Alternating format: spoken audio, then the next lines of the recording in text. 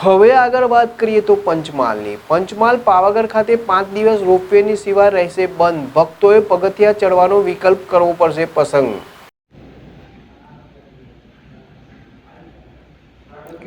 પંચમહાલ પાવાગઢ ખાતે 5 દિવસ રોપવેની સેવા બંધ. ભક્તોએ પગથિયા ચડીને જવાનો વિકલ્પ પસંદ કરવો પડશે. તારીખ 28મી જુલાઈથી 1 ઓગસ્ટ દરમિયાન 5 દિવસ સુધી રોપવે સેવા બંધ રાખવાનો નિર્ણય કરવામાં આવ્યો છે, જેના કારણે ભક્તોએ પાવાગઢના પગથિયા ચડીને મહાકાળી માતાના દર્શન કરવા પડશે.